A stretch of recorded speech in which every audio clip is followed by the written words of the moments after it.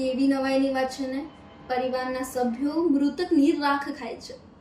Brazil અને વેનેઝુએલાના Amazon જંગલમાં વસતી યાનોમામી જનજાતિની અંતિમ સંસ્કારની આ પ્રથા ઘણી અનોખી અને ચોંકાવનારી છે, જેમાં પોતાના જ સમુદાયના મૃતક વ્યક્તિના શરીરના અવશેષોનું ભક્ષણ કરવામાં આવે છે.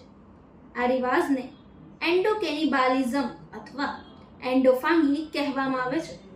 યાનોમામી લોકોની માન્યતા મુજબ મૃત્યુ બાદ મૃતકોનો આત્મા ભટકી ન જાય અને સુરક્ષિત રહે તે માટે આ પ્રથા અપનાવવામાં આવે છે.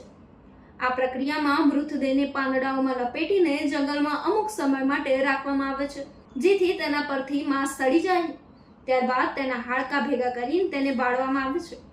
એક ખાસ તહેવારનું આયોજન કરવામાં આવે છે, જેમાં મૃતકની રાખને કેળાના સૂપમાં ભેળવીને પરિવારના સભ્યો પીવે છે. આ પ્રક્રિયાને તેઓ મૃતક પ્રત્યેનો આદર અને શોક પ્રકટ કરવાની અંતિમ વિધિ માને છે.